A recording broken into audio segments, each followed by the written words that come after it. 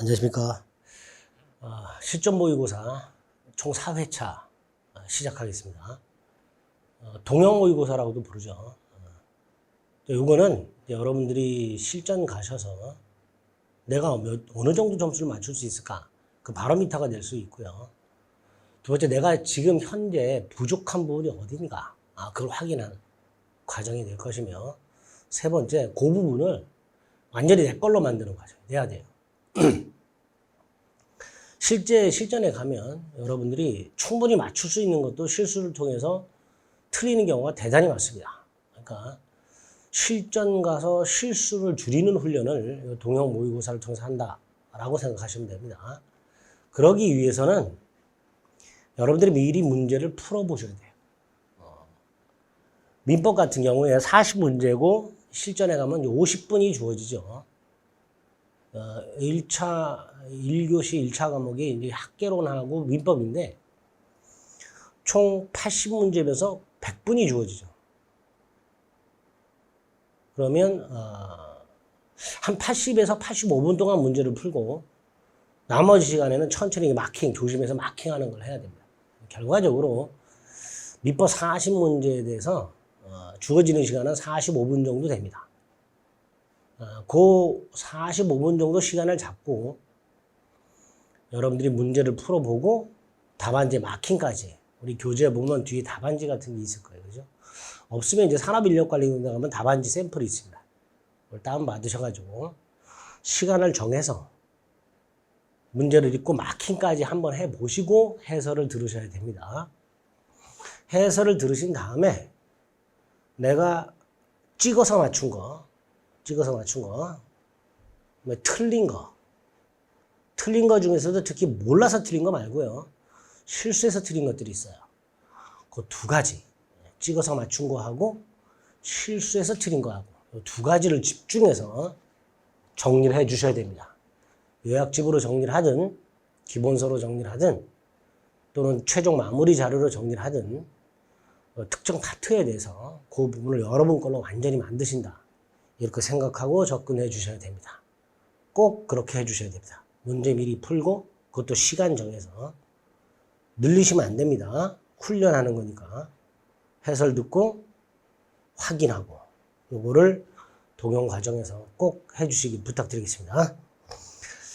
높아심에서 말씀드리는데요. 이 동영 모의고사를 맞춰봤는데 60점 안 된다 해서 좌절하지 마시기 바랍니다. 이 동영 모의고사는 한 3, 40점대만 맞추시면 돼요. 동영 모의고사 각 회차별 모의고사를 3, 40점대 정도만 맞추시면 실전 가서 60점대 이상 나옵니다. 어떻게 그럴 수 있을까라고 생각하실 수 있는데요. 첫째가 집중도가 달라요. 여러분들이 집에서 이렇게 혼자서 시간 내서 풀 때는 집중도가 떨어집니다. 그런데 실전 가면요, 그 집중도가 10배, 20배가 돼요. 집중도가 높아진다는 건 실수가 줄어든다는 거죠. 그럼 충분히 현재 맞고 있는 점수보다 더 많이 맞출 수 있습니다. 그 관건은 실수를 줄인 거예요. 그리고 실수를 줄인 건 집중도에서 달라지게 됩니다. 비근한 실수가 옳은 것을 골라라는데 틀린 거 고르는 경우, 틀린 것을 골라라는데 옳은 것을 고르는 경우, 이런 아주 사소한 실수도 실전 가면 굉장히 많이 생깁니다. 또 제대로 답을 골랐지만 답안지에 마킹 잘못하는 것, 이런 것들이 다 실수의 범주에 들어가는 것들이에요. 그런 걸 동형 모의고사 과정에서 줄이겠다라고 생각하시고 문제 풀고 강의를 들어주시고 정리하시면 됩니다. 아시겠죠? 자, 그럼 1회차 보겠습니다. 자, 문제 미리 풀어보지 않으신 분들은 지금 당장 강의 끄시고 문제 먼저 풀어보세요. 아시겠죠? 41번 보겠습니다. 보통 41번에 이런 형태의 문제가 많이 나오죠. 41번에 나올 수 있는 형태가 몇 가지 있습니다. 첫째가 권리 변동의 모습. 권리 변동의 모습이 뭐죠? 권리의 취득, 변경, 소멸을 말하죠. 그 중에서도 특히 최근에는 취득과 관해서 원시 취득과 성계 취득 구별하라는 문제 자주 등장합니다. 원시 취득과 성계 취득 구별하는 거. 두 번째로 나올 수 있는 게 법률 행위와 준법률 행위 구별하는 거예요. 다음 중 법률 행위가 아닌 것은 법률 행위와 준법률 행위 구별하는 거. 특히 준법률행에 뭐가 있었죠? 의사의 통지와 관념의 통지가 있었죠. 의사의 통지는 최고라는 게 있었고요. 관념의 통지는 통지 승인이라는 게 있었습니다. 이런 것들은 법률행위가 아니지요. 그런 것들을 좀 구별하실 수 있어야 됩니다. 또 대리권 수여는 법률행위지만 대리권 수여의 표시는 관념의 통지죠. 요게 나올 수도 있습니다. 어쨌든 두 번째로 나올 수 있는 게 법률행위와 법률행위 아닌 거 구별하는 거예요. 세 번째로 나올 수 있는 게 법률행위 종류 물어보는 거죠. 첫 번째로 물어볼 수 있는 게 단독행위하고 계약 구별하는 거죠. 두 번째로 물어보는 게 단독행위 두 개 구별하는 거죠. 상대방 있는 단독행위와 없는 단독행위 구별하는 거 물어볼 수 있습니다. 세 번째로 예전에 채권행위와 처분행위 구별하는 게 나왔었어요. 네 번째가 출연행위하고 비출연행위 구별하는 거예요. 이런 것들을 여러분들이 자 제가 지금 세 가지 정도 형태가 나올 수 있다고 그랬어요.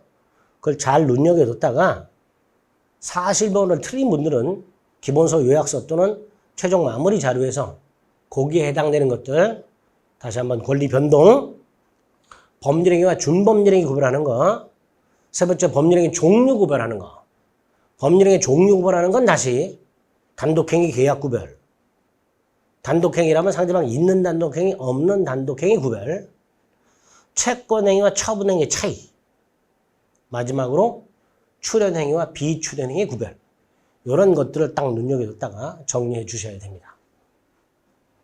자, 1번. 처분 권한 없는 자의 법률행위가 모두 무효가 되는 것은 아니다. 처분 권한인 건 주로 뭘 말하는 거죠? 소유권이죠. 그 다음에 법률행위는 계약을 생각하시면 된다고 그랬죠. 매매, 교환, 임대차. 그런데 우리 매매계약이라든가 임대차 계약의 경우에 소유자가 아닌 자도 매매계약이나 임대차 계약할 수 있었죠. 타인 물건 매매계약도 유효하다.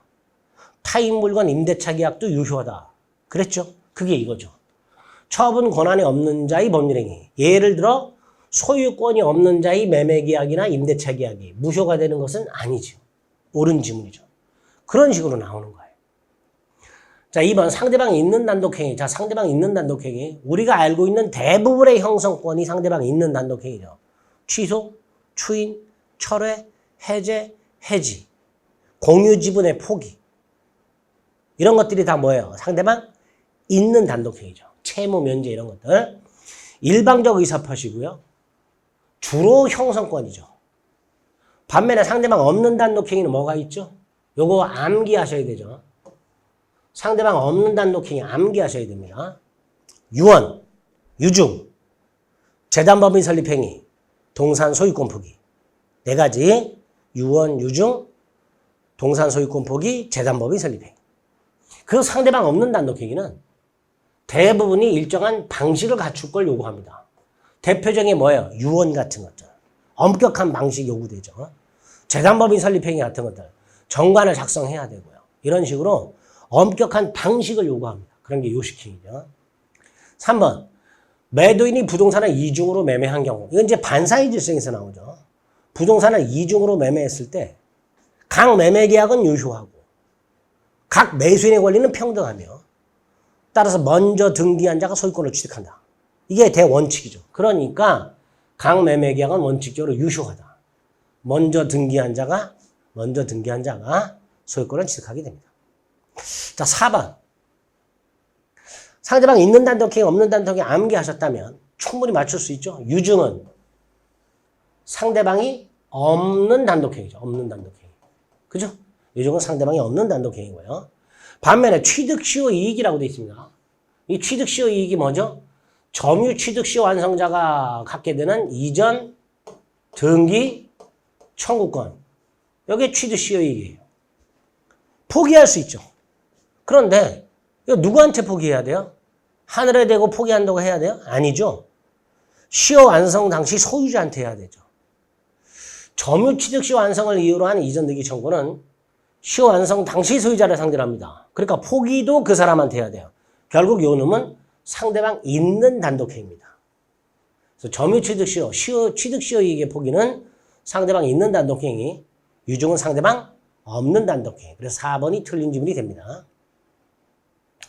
자, 법률행위 구별할 때 출연행위, 비출연행위 구별해야 된다는데요. 출연행위가 있고 비출연행위가 있는데 비출연행위 암기하셔야 되죠. 미성년자의 법률행위에 대한 부모의 동의, 동산 소유권 포기, 대리권 수여. 자, 미성년자의 법률행위에 대해서 부모가 동의를 하거나 동산 소유권을 포기하거나 또는 대리권을 수여했다 해서 그 행위한 자의 재산이 감소하진 않죠. 물론 동산 소유권 포기하면 감소합니다. 그런데 누군가의 재산이 증가하진 않아요.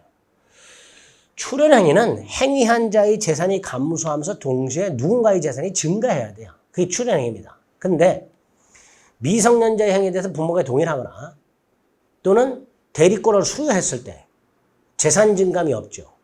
또 동산 소유권을 포기했을 때 포기한 자의 재산은 감소하지만 누군가의 재산이 증가하진 않아요.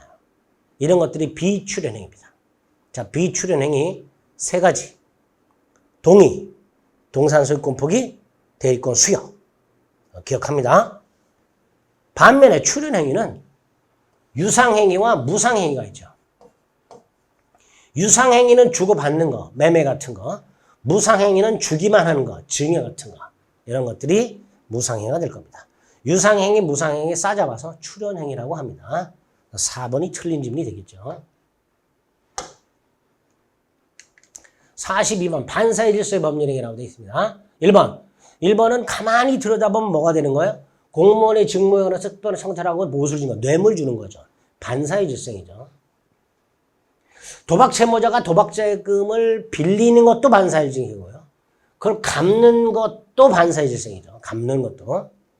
3번 매매계약 체결로 매매 목적물이 범죄로 취득된 것을 알게 됐다. 그 말은 매매계약 체결 당시는 몰랐다는 거죠. 우리 민법상 법률행위 하자 여부는 대원칙이 있어요. 행위 당시를 기준으로 판단합니다. 그렇다면 계약 체결 당시에는 내가 사고자 하는 물건이 파는 놈이 범죄행위로 취득했다는 걸 모르고 계약을 한 거잖아요. 이런 건 반사의 질서가 아니게 되겠죠. 서영 나중에 그 사실을 알았다 하더라도 계약 당시 몰랐기 때문에 반사의 질서가 아니게 됩니다. 4번 반사의 질서이죠. 아주 자주 나오는 반사의 질서이죠. 다수의 보험계약을 통하여 보험금을 부정 취득할 목적으로 체결한 보험계약. 대단히 자주 나오는 반사의 질서행위입니다. 자, 5번 소송에서 증언을 하면 대가를 지급하기로. 크게 두 가지로 나눠야 되죠. 사실 증언, 그냥 증언이라고도 나오죠. 그 다음에 허위 증언 이렇게 나오죠. 이렇게 구별하고 여기서처럼 사실 증언이라면 또다시 둘로 나눠야 되죠. 그 대가가 사회통념상 받아들일 수 있는 수준, 사회통념상 허용한다고 했어요. 그걸 초과하면 무효, 초과하지 않으면 무효가 아니죠. 이렇게 구별해서 기억하시면 되고요. 허위 증언은 대가의 다소를 묻지 않고 반사회 질서행위로 무효가 되죠. 그래서 증언 대가가 나오면 이렇게 딱 체계적으로 나눠서 확인을 하셔야 됩니다. 사실 증언이고 수준을 넘었으니 반사회 질서가 되죠. 이렇게 반사회 질서 행위에 관해서는 반사회 질서 행위인 것과 아닌 것도 구별하는 것 대단히 잘 나온다고 했습니다. 답은 3번이 됩니다. 43번 각과 다른 X토지를 매매 목적물로 하기로 약정하였으나 지번을 착오하여 계약서에 이웃한 Y토지의 지번을 표시하고 Y토지에 대해서 을명의로 이전 등기가 격려됐다. 자, 이건 뭐 너무 많이 했죠. 오표시 무해의 원칙. 당사자가 X토지를 매매하기로 의사합치가 되었으나 지번을 착각하여 계약서에는 Y토지로 잘못 표시한 거죠. 이렇게 설령 계약서에 Y토지로 잘못 표시했다 하더라도 이 잘못된 표시는, 오표시는 원래 합치한 계약에 아무런 영향을 끼치지 않죠. 그걸 오표시 무해의 원칙이라고 합니다. 자연적 해석이 적용되죠. 두 번째, 자연적 해석이 적용이 되면 착오 취소할 수 없죠. 자연적 해석은 의사만 기준으로 해석을 합니다. 표시는 고려하지 않죠. 의사만 기준으로 하고 표시는 고려하지 않으니까 당연히 착오 문제가 생길 여지가 없게 됩니다. 결국 착오 취소하지 못합니다. 결론, 계약은 X 토지에 성립하였고요. 두 번째, 착오 취소하지 못한다. Y 토지는 계약을 한 적이 없다. 딱 이렇게 기억을 하셔야 됩니다. 자, Y 토지는 계약을 한 적이 없으니 Y 토지에 대한 을명의 등기도 무효가 되죠. 결과적으로 Y 토지는 여전히 갑소유입니다. Y 토지는 계약을 한 적이 없으니. 그죠? 그리고 설령 문제에서 착오라는 말이 나왔다 하더라도 착오 취소할 수는 없다라는 거 조심하셔야 됩니다. 1번, 각과 을 사이에는 계약서에 표시된 대로 Y 토지에 대해서 계약이 성립했다. 틀렸죠. 당사자 의사 합치한 대로 X 토지에 대해서 성립하였다 라고 해야 되죠. 2번, 착오를 이유로 취소할 수는 없지요. 3번, 을은 갑에 대해서 X 토지 이전 등기를 청구할 수 있죠. 갑과 을 사이는 X 토지를 이전 등기를 했고요. X 토지를 매매 계약을 했고요. 을은 아직 X 토지에서 등기를 넘겨받지 못했죠. 그러니까 을은 갑에 대해서 여전히 X 토지 이전 등기 청구할 수 있다가 되겠죠. 4번, 갑은 을에 대해서 Y 토지에 대한 등기 말소를 청구할 수 없다. 있죠. Y 토지는 여전히 갑소유고 따라서 갑은 을을 상대로 Y 토지에 대한 등기 말소를 청구하거나 진정 명의회복을 위한 이전 등기를 청구할 수 있죠. 5번, 을로부터 Y 토지를 매수하고 Y 토지에 대해서 이전 등기를 격려받은 병. 자, 아까도 말씀드렸듯이 Y 토지에 대한 을명의 등기 뭐라 그랬죠? 무효라 그랬죠. 무효. 두 번째, 등기에는 공신력이 인정되지 않죠. 세 번째, 제3자 보호 규정 같은 거 없죠. 그러니까 병은 선이라 하더라도 소유권을 취득할 수가 없게 됩니다. 병은 선이라 하더라도 소유권을 취득할 수 없다. Y 토지 등기는 무효다. 이렇게 자연적 해석과 관련된 오표시 무해의 원칙 중 사례 형태의 문제 꼭 대비를 해 두셔야 됩니다.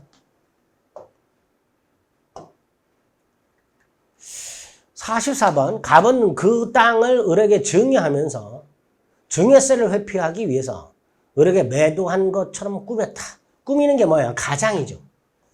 그런데 실제로 증여를 하면서 매매를 한 것처럼 꾸몄죠. 그럼 증여는 감췄죠. 실제로 증여를 했지만 증여했다는 사실을 숨겼죠. 그러니까 이게 뭐예요? 은닉행위죠. 그리고 매매한 것처럼 꾸몄으니 매매는 뭐죠? 가장행위죠. 자, 허위 표시와 관련된 가장매매와 비교해야 될 사례 형태죠. 가장행위, 은닉행위. 자, 결론이 뭐였었죠? 가장행위는 무효. 은닉행위는 요건을 갖추면 유효. 자, 은닉행위가 유효라면 을의 등기도 유효죠. 을의 등기가 유효하다는 건 을은 X토지 소유권을 취득한다 못한다? 취득한다죠. 자, 결론 났습니다. 갑과 을과 병사의 계약은 모두 무효다. 갑을 매매는 무효죠. 그런데 을병 매매가 무효가 되는 건 아니죠. 갑을 매매는 무효지만 을병 매매는 유효합니다. 2번, 갑을사의 증여계약은 은닉행위라고 그랬죠. 은닉행위는 유효라고 그랬죠. 3번, 갑의 채권자 정은 을병사의 매매가 무효라고 주장할 수 있다. 을병 매매는 유효라니까요. 을이 소유자예요. 다시 한번, 증여가 유효하다면 을에게 이전된 등기도 유효합니다. 을에게 이전된 등기가 유효하다면 을은 소유자예요. 따라서 을병 매매는 유효합니다. 그래서 갑의 채권자는 을병 매매가 무효라고 주장할 수 없습니다. 그 다음 4번. 을이 소유자이기 때문에 을과 거래한 병은 악의라 하더라도 소유권을 취득하죠. 가장매매와는 다르죠. 가장매매의 경우에는 가장매수인 등기가 무효이기 때문에 가장매수인과 거래한 병은 선의만 보호됩니다. 그렇죠? 그런데 가장행위 은닉행에서 을등기는 유효란 말이죠. 그러니까 을과 거래한 병은 악의라도 소유권을 취득하니까 갑은 병등기 말소를 청구할 수가 없게 됩니다. 이게 옳은 지문이 되겠죠. 5번 갑은 매매가 무효임을 이유로 을에게 등기 말소를 청구할 수 있다. 매매는 무효지만 증여는 유효하잖아요. 따라서 을등기가 유효하다니까요. 을이 소유자예요. 따라서 갑은 을을 상대로 말소 등기를 청구할 수가 없게 됩니다. 이렇게 가장매매와 대비되는 가장행위, 은닉행위 사례 형태도 꼭 대비해 두셔야 됩니다. 가장매매가 조금 더 자주 나와요. 자, 가장매매는 다른 회차에서 한번 살펴볼 텐데 그 가장매매 살펴보기 전에 비교해야 될 가장행위, 은닉행위 사례 형태 문제를 살펴봤습니다.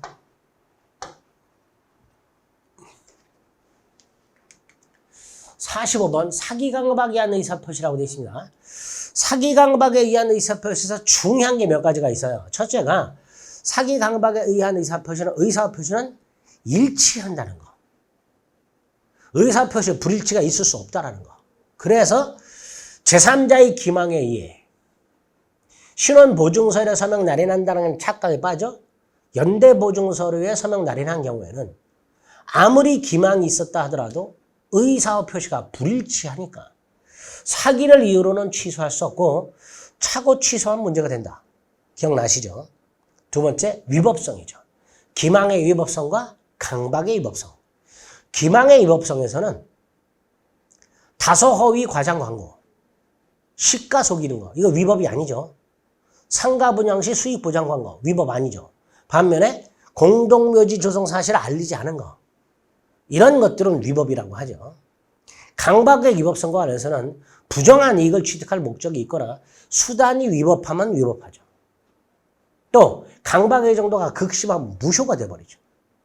세 번째로 제3자 사기 강박이죠. 갑이 을과 계약을 했는데 을이 아닌 병이 사기 강박을 했을 때 110조 2항에 의하면 상대방이 그 사실을 알았거나 알 수 있었을 경우에 하나에 취소할 수 있죠. 다만 병이 을의 대리인이라면 그 병은 을과 동일시하니까 이때는 제3자의 사기강박이 아니라 상대방의 사기강박과 동일시하죠. 따라서 그 경우에는 상대방의 지부지를 묻지 않고 취소할 수 있죠. 이런 것들이 가장 집중해서 자주 나오는 지문들이에요. 거기에 맞춰서 사기강박에 관한 문제를 살펴보시면 됩니다. 1번, 사기한 의사표시는 의사표시에 불일치가 없다. 따라서 비진이 표시, 허위 표시, 착오하고는 구별이 되죠. 비진이 표시, 허위 표시, 착오는 의사표시가 불일치하죠. 그러나 사기강박은 일치합니다. 2번 나왔죠. 기망에 의해서 신원보증서에 서명 날인한다. 이게 의사죠. 근데 어디에다 서명 날인했어요? 연대보증서류에 서명 날인했어요. 연대보증의사를 표시한 거죠. 의사 표시가 불일치하죠. 따라서 아무리 기망이 있었다 하더라도 기망을 이유로 취소할 수는 없습니다. 차고 취소한 문제가 됩니다. 3번 매도인의 기망에 의해서 타인 물건을 매도인 것으로 잘못 알고 기망이죠. 매도인이 남의 물건을 자기 거라고 속인 거예요. 매수인 입장에서는 매도인 물건이 아니었더라면 매수하지 않았을 사정이 있었어요. 이게 뭐예요? 이게 기망이죠. 기망에 의해서 뭐 할 수 있다? 취소할 수 있다. 이렇게 되죠. 4번 강박으로 인해 표의자가 스스로 의사결정할 수 있는 여지를 박탈이라고 나왔죠. 강박의 정도가 극심하여 의사결정의 자유가 박탈됐다. 의사결정의 자유가 침해되었다. 이렇게 나오면 이때는 취소예요. 의사결정의 자유가 침해되었다라고 나오게 되면 취소할 수 있고요.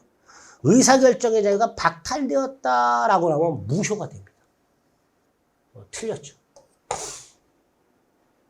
5번 임차권을 양도하는 사람이 자 임차권을 양도하거나 전대를 할 때는 임대인 동의를 받아야 되잖아요. 그러니까 임차권을 양도하는 사람은 양수인한테 임대인 동의 여부 등을 확인해서 알려줘야 될 고지 의무가 있다라는 게 판례예요. 근데 고지 의무 있는 자가 고지하지 않았다. 이게 뭐죠? 침묵에 의한 위법한 기망이죠.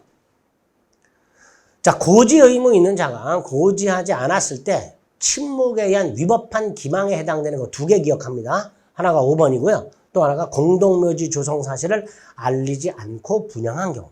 그 두 가지를 기억을 꼭 해주세요. 위법한 기망에 해당된다. 틀린 거 4번이 될 겁니다. 잘 나오는 질문입니다. 46번 대리에 관한 설명으로 옳은 것은, 자, 대리에 관한 설명으로 옳은 것은 이렇게 물어보게 되면 대리권, 특히 대리권의 범위하고 대리권의 제한, 대리권의 범위와 관해서는 임의 대리권의 범위, 제한과 관해서는 자기약 쌍방대리 금지와 공동대리, 소멸과 관해서는 임의대리, 법정대리, 공통소멸사인 본사 대사상파하고요. 임의대리권 소멸사인 원인관계 종료, 수권행위 철회. 세 가지가 중요하죠. 대리행위에 관해서는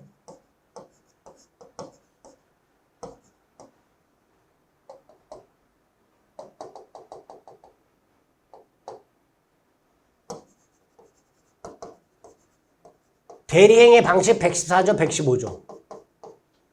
본인을 위한 것으로 표시해라. 표시하지 않으면 대리인 자기를 위한 것으로 본다. 대리행위 하자. 대리인 기준으로 해라. 단 본인이 지시했을 때는 대리인 무지를 주장하지 못한다. 117조 대리인은 행위 능력자임을 요하지 않는다. 이렇게 대리권과 대리행위 파트 부분, 또 복대리 문제, 무권대리 문제, 무권대리에서 표현대리 문제, 이런 것들에서 지문을 다 뽑아낼 수 있단 말이죠. 단순히 이렇게 대리라고 물어보게 되면 굉장히 출제 범위가 넓어지는 거예요. 대리 전체에서 물어보게 됩니다. 자, 1번이 뭐죠? 116조 1항. 대리행위에서의 의사표시 효력이 의사의 흥결 등으로 인하여 영향을 받을 때 누굴 표준으로 한다? 대리인 표준하죠. 2번은 대리권의 범위와 관련하여 118조. 임의 대리권의 범위가 불분명한 경우. 자, 본인이 대리권을 부여했다. 이게 뭐예요? 임의 대리죠. 그런데 그 범위가 불분명해요. 그럼 몇 조가 적용돼요? 118조. 118조에 의하면 관리행위만 할 수 있고 처분행위는 못하죠. 그러니까 틀렸죠. 그리고 관리행위는 무제한적인 보존행위와 일정 범위 내 이용 계량 행위가 가능하죠. 2번 틀렸죠? 자, 3번. 자기약 쌍방대리 금지. 자기계약이나 쌍방대리는 원칙적으로 금지가 되죠. 단 본인이 승낙이 있거나 채무 이행은 할 수 있죠. 단 이 자기약 쌍방대리 금지는 임의 대리에만 적용되는 게 아니라 법정 대리에도 적용되죠. 임의 대리든 법정 대리든 자기계약은 쌍방대리는 원칙적으로 금지가 됩니다. 4번. 대리인이 본인을 위한 것임을 표시하지 않았다. 115조. 원칙이 뭐죠? 대리인 자기를 위한 것으로 본다죠. 본다. 추정한다가 아니라 본다죠. 본다.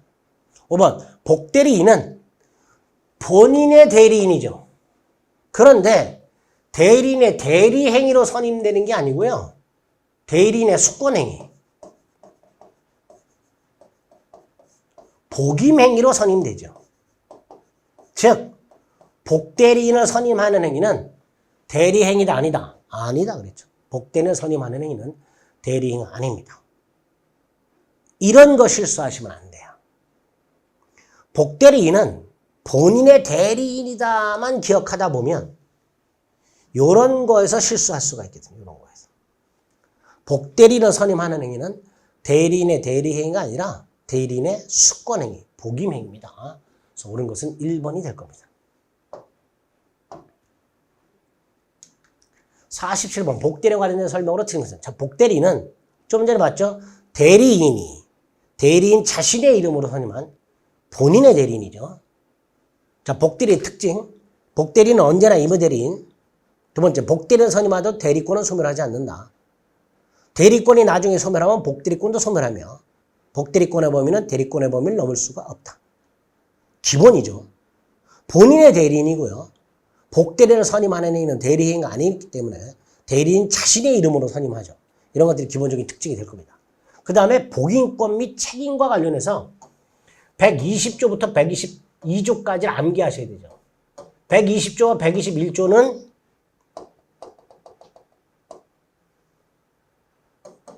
임의대리의 복인권과 책임이고요. 122조는 법정대리의 복인권과 책임이죠. 자, 법정대리인에 선임한 복대리인이라고 되어 있죠. 근데 복대리인은 언제나 임의대리인이라고 그랬죠. 그러니까 법정대리인이 선임한 복대리인이라 하더라도 임의대리인과 마찬가지로 복인권을 갖죠. 2번, 본인의 승낙이 있거나 부득이한 사유가 있어서 법정대리인이 복대리인을 선임했다. 법정대리인은요, 그 책임으로 복대리인을 선임할 수 있죠. 단, 부득이한 사유가 있어서 복대리인을 선임했을 때는 선임 감독에 관한 책임만 지죠. 요거 빠져야 되죠. 다시 한번, 법정 대리인은 그 책임으로 복대리인을 선임합니다. 다시 말해서 무제한 복인권 및 무과실 책임은 집니다. 단, 부득이한 사유가 있어서 복대리인을 선임했을 때 선임 감독에 관한 책임을 지죠. 그러나 본인의 승낙은 빠져야 됩니다. 조심하셔야 돼요. 임의대리는 본인 승낙이나 부득이한 사유가 있을 때만 복대리인을 선임할 수 있죠. 다만 그 복대리인을 본인이 지명을 했을 때는 책임이 면제되는 경우가 있죠. 부적임 또는 불성실함을 알면서 통지 또는 해임을 태만한 때가 아니면 책임이 없으니까 책임이 면제되는 경우가 있죠. 결국 2번하고 3번은 조문 물어보, 조문. 4번도 조문이죠. 123조. 1항, 복대리인은 본인의 대리인이죠. 2항, 대리인과 동일한 권리 의무가 있죠. 그게 4번이죠. 복대리인은 본인이나 제3자에 대해서 대리인과 동일한 권리 의무가 있습니다. 123조 2항. 5번, 복대리인이 자신의 권한의 범위를 넘었으니 무권대리죠. 설령 대리인의 권한 범위 내라 하더라도 복대리인 자신의 권한의 범위를 넘었기 때문에 무권대리가 될 겁니다. 그죠? 복대리인의 범위는 대리인의 대리권의 범위와 같거나 작죠. 이 복대리인, 즉 오른쪽에 있는 복대리인이 여기에 해당하는 행위를 한 거예요. 대리인의 대리권의 범위 내의 행위지만 복대리권의 범위를 넘은 경우예요. 이것도 무권대리가 돼야 될 겁니다. 이걸 유권대리로 보면요. 대리인의 대리권의 범위와 복대리권의 범위는 항상 같아야 돼요. 그죠? 그런데 작을 수도 있기 때문에 복대리권의 범위를 넘어버리면 설령 대리인의 대리권 범위 내라 하더라도 무권대리가 된다는 거. 틀린 거 몇 번이에요, 그러면? 2번이 틀렸죠. 이런 거 조심하자. 이런 건 몰라서 틀리는 게 아니고요. 신경 안 쓴 거예요.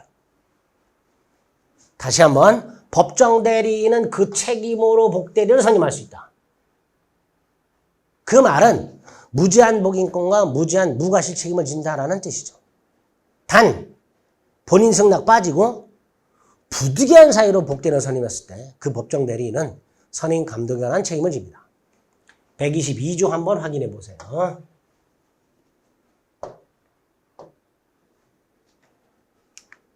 48번 표현대리.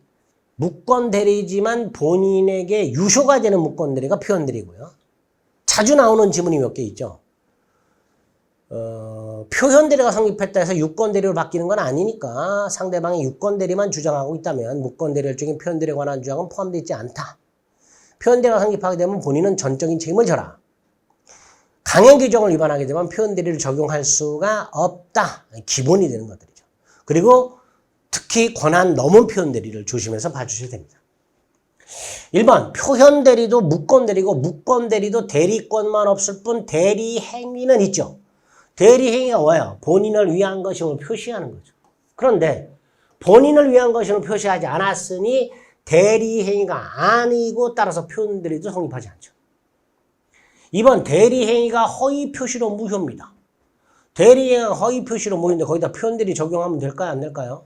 안 되겠죠. 3번 권한 넘은 표현 대리는 권한 넘은 행위는 기본 대리권과 동종 유사할 필요가 없죠. 기본 대리권이 등기 신청 행위, 넘은 행위가 매각하는 행위. 그래도 권한 넘은 표현 대리가 성립할 수 있으니까 동종 유사하지 않아도 되겠죠. 4번 126조 권한 넘은 표현 대리 규정은 법정 대리, 임의 대리 모두 적용되죠. 법정 대리나 임의 대리가 권한을 넘어버리면 126조가 적용됩니다. 자, 이 4번 지문은 왜 나왔을까요? 이 125조 때문에. 125조는 대리권 수요 표시한 표현 대리잖아요. 이건 임의 대리권 수요 표시한 표현 대리만 성립할 뿐 법정 대리권 수요 표시한 표현 대리는 생길 여지가 없습니다. 그래서 4번 지문 같은 걸 출제하는 거예요. 이거하고 헷갈리는지를 물어보기 위해서. 대리권 수요 표시한 표현 대리는 임의 대리권 수요 표시한 표현 대리만 성립할 뿐 법정 대리권 수요 표시한 표현 대리는 성립하지 않습니다. 그러나 126조나 129조는 전부 임의 대리 법정 대리 모두 적용이 됩니다. 5번 대리인이 대리권이 소멸한 후에 복대리를 선임한 경우에도 표현 대리가 성립할 수 있다고 그랬죠. 상대방이 선이 무과실이라면 표현 대리가 성립하게 됩니다. 5번이 틀렸죠.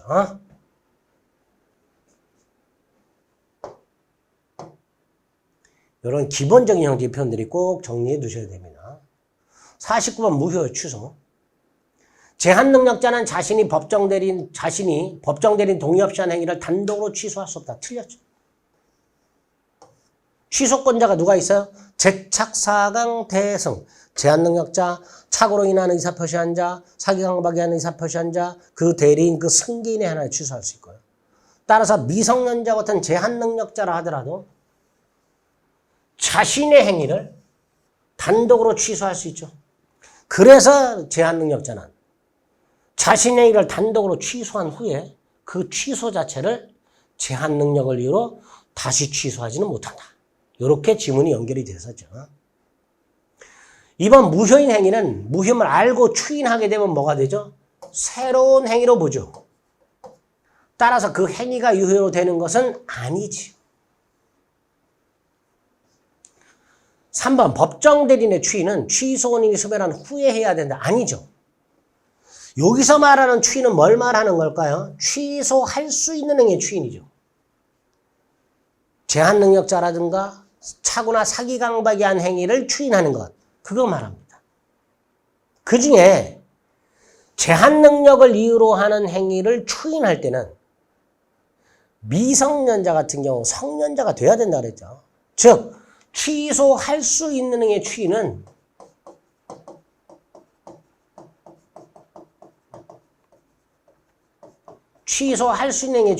취소권의 포기로서 취소 원인이 소멸한 후에 해야 되죠. 근데 예외가 있었어요. 법정 대리인이 추인하는 경우에는 취소 원인이 소멸하기 전에 해도 효력이 있죠. 이거 3번 틀렸죠. 4번 조건을 붙일 수 없는 행위. 뭐가 있었죠? 가다너수, 가족법상 행위, 단독행위, 엄수표행위. 근데 여기다 조건을 붙여요. 자, 조건만 무효가 될까요? 법률행위 전체가 무효가 될까요? 법률행위 전체가 무효가 됩니다. 조건만 무효로 할 수는 없죠. 5번 이미 취소한 법률행위. 그럼 뭐죠? 무효죠. 무효가 되었으니 무슨 추인할 수 있어요? 무효행위 추인해야 되죠. 취소할 수 있는 행위 추인이 아니고 무효행위 추인을 해야 되죠. 취소할 수 있는 행위를 취소해버리면 무효가 된단 말이죠. 무효가 되었으니 무효행위 추인은 가능해요. 그러나 취소할 수 있는 행위 추인은 안 되죠. 취소할 수 있는 행위 추인은 취소하기 전에 하는 거니까. 그죠? 그래서 취소할 수 있는 행위를 취소하면 무효행위 추인만 가능하다. 취소할 수 있는 행위 추인은 불가하다. 이렇게 딱 기억을 해두시면 되겠습니다. 그래서 옳은 것은 몇 번이에요? 다 틀렸네? 옳은 것을 고르라고 되어 있는데 1번. 2번이 옳은 질문이죠. 무효인 법률행위는 무효임을 알고 추인했을 때 새로운 행위로 보니까 그 행위가 유효로 되는 것은 아니죠.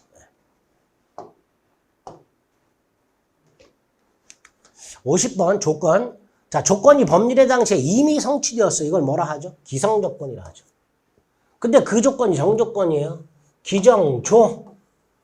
조건 없는 행위로 유효죠. 반면에 그게 해주 조건이면 기해무. 무효가 되죠. 이번 조건 성취로 인해서 이익을 받을 당사자가 신의 측에 반해서 조건을 성취시키면 이익을 받을 당사자가 성취시키면 상대방은 불성취를 주장할 수 있죠. 3번 조건 성취 효력은 원칙적으로 조건이 성취한 때부터 효력이 생기거나 효력을 잃지요. 그러나 147조 3항에 뭐라고 돼 있어요? 당사자가 조건 성취 효력을 소급하게 할 의사를 표시한 때는 그 의사에 의한다라고 돼 있죠. 조문이죠. 4번 불법 조건이 붙은 법률행위 151조 1항 조건만 무효가 되는 게 아니라 법률행위 전체가 무효가 되죠. 불법 조건이 붙어있는 법률행위는 법률행위 전체가 무효다. 이렇게 하죠. 5번 동산 소유권 유부분 매매는 뭐였죠? 대금 모두 지급이 정지 조건이죠.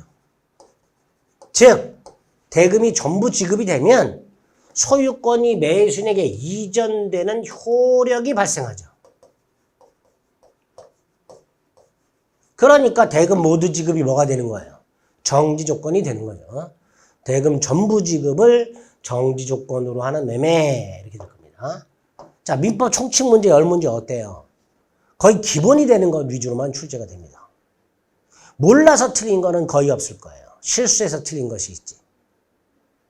그래서 민법 총칙 문제는 적어도 8문제 이상 맞추도록 노력하셔야 됩니다.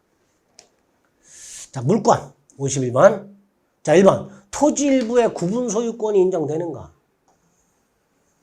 구분 소유권은 집합 건물에서 나오죠. 토지나 건물의 구주상, 이용상 독립성이 있는 부분에 대해서 인정되는 게 구분 소유권이죠. 토지 일부가 아니라 건물 일부에 인정이 되죠. 2번. 지역권은 부종성, 수본성이 있고요. 그 중에 부종성이 뭐예요? 요역지와 분리하여 양도할 수 없고 요역지와 분리하여 다른 권리, 저당권의 목적으로 할 수 없다. 중요하죠. 292조 2항. 아주 중요하죠. 지역권의 부종성. 3번 권리를 목적으로 하는 저당권은 인정되지 않는다. 되죠. 뭐? 지상권, 전세권. 지상권, 전세권. 4번 등기된 수목의 집단을 임목이라고 부르죠. 자, 임목은 소유권 및 저당권의 객체가 될 수 있죠. 반면에 명인 방법은 소유권만 되죠. 5번 지상 또는 지하 일부를 대상으로 하는 구분이상권 인정되죠. 구분이상권이라는 것 자체가 지하나 지상의 특정 공간의 사용식을 목적으로 하죠. 따라서 전부 틀렸고 2번만 옳은 질문이죠. 이렇게 물권에 관한 설명이 나오면 기본적인 거 물어보게 됩니다. 52번 부동산 물권 변동에서 등기를 요하지 않는 것. 암기하고 계셔야 되죠. 건물 신축. 우리 187조부터 생각해보죠. 상속, 공용증수, 형성 판결, 공유물 분할 판결, 경매, 건물 신축, 원인 행위 실효한 물권의 복귀, 소멸 청구, 소멸 통보에 의한 지상권, 전세권 소멸, 피담보 채권 소멸에 의한 저당권 소멸, 간이 변제 충당에 의한 소유권 취득. 또 뭐가 있죠? 법정 지상권의 취득 같은 것들. 또 분배 농지 상한 완료를 원인으로 하는 소유권 취득 같은 것들. 이런 것들이 다 뭐다? 등기를 요하지 않는 것들이죠. 상속. 등기 요하지 않죠. 상속에 의한 상속인들의 피상속인 소유 부동산에 대한 소유권 취득. 등기 요하지 않죠. 수용. 등기 요하지 않죠. 경매. 등기 요하지 않죠. 그러나 4번 매매를 원인으로 하는 소유권 이전 등기 절차 이행을 명하는 확정 판결. 이게 뭐야? 이행 판결이죠. 등기해야 되죠. 187조에서 말하는 판결이나 형성 판결만을 말합니다. 그러니까 이행 판결이니까 등기를 해야 되죠. 건물 신축. 등기 없이 소유권 취득하죠. 그러니까 물권 변동에 등기를 요하지 않는 경우 1, 2, 3, 5. 그러나 4번은 꼭 기억해야 되죠. 등기 요하는 거 이행 판결하고 점유취득시효 같은 것들 꼭 기억을 해 두셔야 됩니다. 53번 갑소유 건물이 을에서 병으로 순차 매도되었고 갑을 병은 등기를 갑에서 병으로 직접 하기로 합의하였다. 이게 뭐예요? 중간생략 등기 합의죠. 자, 중간생략 등기 원칙적으로 부동산 등기 특별조치법에서 처벌하고 있지만 단속 규정에 불과하죠. 자, 기억할 거 첫째, 토지거래 허가구역에서는 절대로 안 된다. 깡그리 무효다. 두 번째, 합의가 있다. 병은 직접 이전등기 청구할 수 있다. 그러나 을의 갑에 대한 이전등기 처권이 소멸하는 것은 아니다. 따라서 병은 대위 청구할 수도 있다. 을이 대금을 지급하지 않으면 갑은 거절할 수 있다. 합의가 있다 하더라도. 합의가 없다면 직접은 안 되고 대위 청구만 가능하다. 합의가 없다 하더라도 등기가 넘어가면 그 등기는 유효하다. 마지막 제일 중요한 거. 을의 갑에 대한 이전 등기 처권을 병에 양도하고 그 사실을 갑에게 통지했다 하더라도 갑이 동의하지 않는 한 직접 이전 등기를 청구할 수는 없다. 이런 것들이 기억나셔야 됩니다. 기본이죠. 자, 합의가 있다고 돼 있어요. 합의가 있으니까 병은 직접 갑에게 이전 등기 청구를 행사할 수 있다가 되죠. 2번, 합의가 있다 하더라도 을의 갑에 대한 등기 처권이 소멸하는 것은 아니지요. 3번, 갑을병 합의 없이 갑에서 병으로 직접 등기가 넘어갔다면 일단 그 등기는 실체관계와 일치하는 등기로 유효라고 그랬죠. 4번, 갑을사의 대금을 인상하는 약정을 했는데 을이 지급을 하지 않아요. 그러면 갑은 그 대금 미지급을 이유로 병의 청구를 거절할 수 있다 그랬죠. 여러분이 갑이라면 을로부터 대금도 안 받았는데 병에게 등기 넘겨주겠습니까? 아무리 합의가 있더라도 안 넘겨주겠죠. 그거 생각하시면 됩니다. 5번, 을이 갑에 대한 이전 등기 처권을 병에게 양도하고 그 사실을 병은 갑에게 통지했다 하더라도 그 사실만으로 병이 직접 이전 등기를 청구할 수는 없죠. 플러스 뭐가 있어야 돼요? 갑의 동의. 5번이 답이 되겠죠. 중간생략 등기 사례 형태로 대비해서 꼭 정리해 두셔야 됩니다.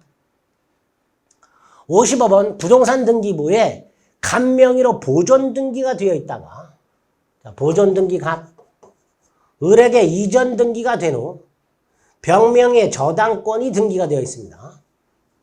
등기의 추정력이라고 되어 있죠. 자, 등기의 추정력. 일단 원인과 절차가 적법하게 이루어진 걸로 추정이 되죠. 또 등기 원인 추정되고요. 등기 원인. 권리 추정되죠. 저당권 같은 경우는 피담보 채권의 존재가 추정이 되죠. 그러나 그 채권을 발생케 하는 계약의 존재까지 추정되지 않죠. 등기 명의는 제3자뿐만 아니라 전등기 명의에 대해서 추정력을 주장할 수 있죠.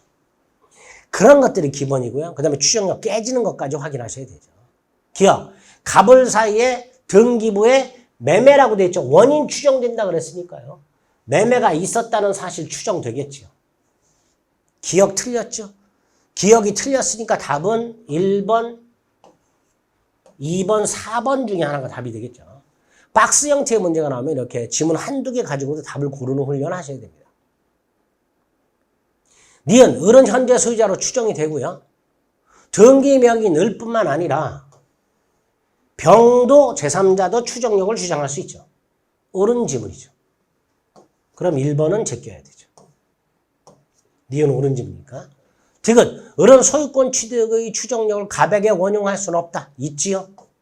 등기 명의인 을은 제3자 병에 대해서뿐만 아니라 갑에 대해서도 추정력을 원용할 수 있죠. 틀린 건 2번이 되겠죠. 리을, 병의 저당권의 존재가 추정이 되고 채권의 존재까지도 추정이 되지만 그 채권을 발생시키는 원인계약, 소비대체계약 같은 거 그런 것까지 추정되는 건 아니죠. 왜? 채권이 발생되는 원인이 소비대체계약만 있는 건 아니니까. 미음, 등기 내용을 신뢰했다라는 말이 나오면, 등기 내용을 믿었다라는 말이 나오면 왜 믿는다 그랬어요? 조사 다 했으니까 믿는다 그랬죠. 따라서 뭐다? 선의 무과실이죠. 옳은 지문이 되겠죠. 틀린 것은 기억, 디귿 두 가지가 될 겁니다. 자, 54번까지 살펴보셨습니다. 55번부터 시간을 좀 달리해서 보겠습니다. 쉬는 동안에, 잠깐 쉬는 동안에 내가 왜 틀렸는지 다시 한번 곰곰이 틀린 문제들을 한번 생각해 보시기 바랍니다. 아시겠죠? 55번부터 시간을 달리해서 보겠습니다. 수고하셨습니다.